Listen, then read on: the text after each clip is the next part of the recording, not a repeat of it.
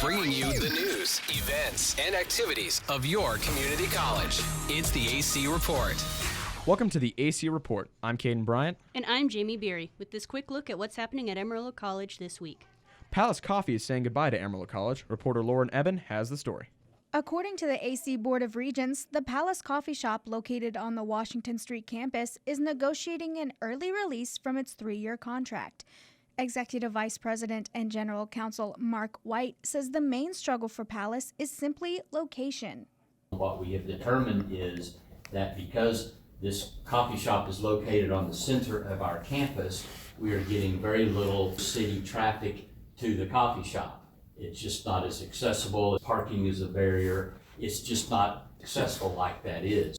Officials say Palace Coffee was chosen as the coffee shop on campus because the business agreed to take the risk instead of the college. In 2018, officials say Palace lost around $40,000. In 2019, the business lost around $20,000 and is on track to lose that much in 2020. Regents Vice Chair Johnny Mize says he wants to find a solution that benefits both parties. I'd like to see us find a solution. I understand they're losing money. We spent a lot of money on making that space for them too. I just think that's important that it isn't all one-sided. We want it to be a good venture for both of us. This is Lauren Eben with the AC Report. Students say they have mixed feelings about the coffee shop closing. It'd be good to have something different here for the students. Palace Coffee was nasty in my opinion. When you say Palace, I think about the calmness of the place. I'm definitely gonna miss the quiet time. I never really liked Palace, and I think their sandwiches are expensive. I could care less if they're closing. Earlier this year, Palace also announced the closing of another location. The annex located downtown in the lobby of the First Bank Southwest Tower shut down at the end of January. The owners said it was time to scale back. The race for presidency is here, and some AC students and instructors are keeping up with the action. Reporter Daniel Ambrose has the story. The election is starting to take form as the field of candidates begins to clear. Some students are leaning towards Democrat Michael Bloomberg. I do think he has a decent political advantage just because of the young people and his, at least his messages that he goes out towards the environmental issues. Social science instructor Aaron Favor says this election is going to be an interesting race. I mean, it's going to be nasty. It's going to be a dirty race. There's going to be a lot of mudslinging, in my prediction. And Michael Bloomberg has already spent $400 million. It's only adding up and increasing. We can probably say with some confidence that we're on track to spend more money in the history of the country than ever been spent on a presidential election. The South Carolina Democratic primary takes place on February 29th. This is Daniel Ambrose for the AC Report. It's time to apply for scholarships at Amarillo College. The deadline for fall 2020 is March 1st.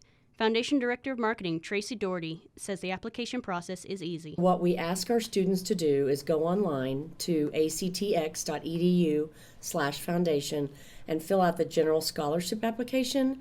And then when they put their major in, that qualifies them for scholarships for their particular major, along with a lot of the general scholarships we have. Amarillo College has a rental housing for students, staff, and the public. Reporter Jeff Sanchez has the details. Amarillo College has about 300 rental houses by the East Campus. Leasing specialist Chrissy Mayhall helps students and staff get settled into their new houses.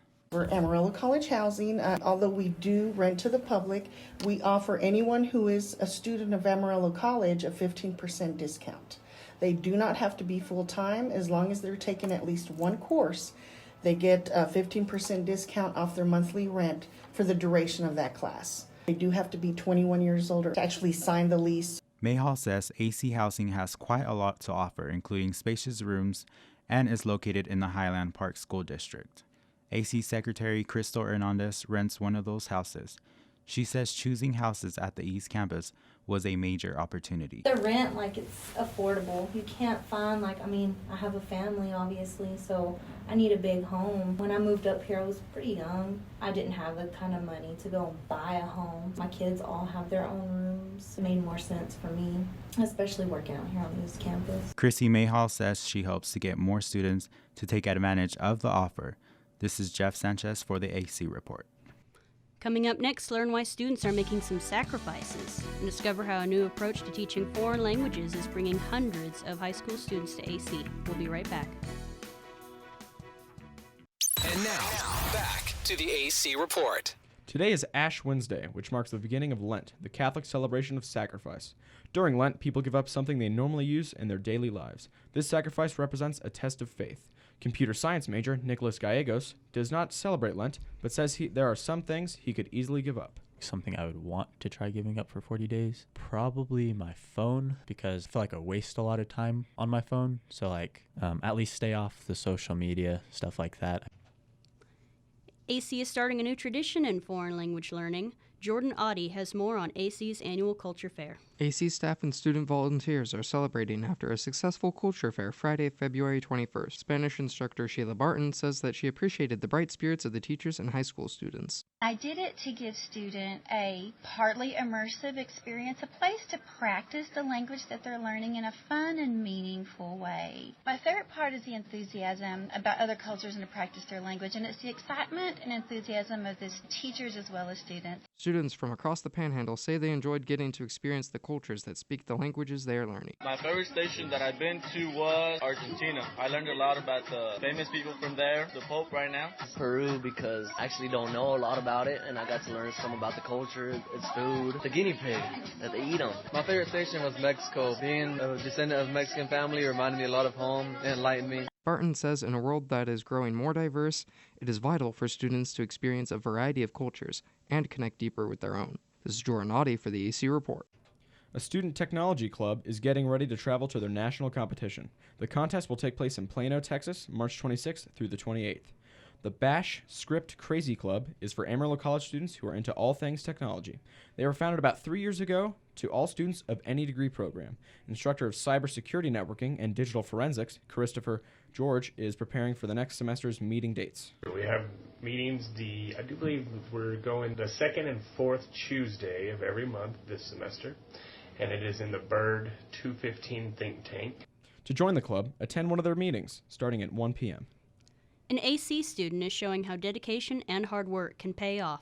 Reporter Marcus Humphrey introduces us to nursing major Leah Race. Nursing major Leah Race focuses on keeping up her GPA and home life. There is a certain amount of time towards each class of study time at home that has to be done in order to achieve the A's that I want in order to move on. History major Alex Valesco, a friend of Leah's, seen her dedication. Academically, she's come into the writing lab here at Ordway Hall, and many hours, many days, I've seen her come in, working at the computer, taking care of her assignments, getting tutoring, connecting with her professors, just basically getting it done. Faced with both studies and parenting, Leah has stayed the course. This is Marcus Humphrey with the AC Report. Thanks for joining us for the AC Report. For more news, events, and activities taking place at your community college, check out the Ranger online at acranger.com.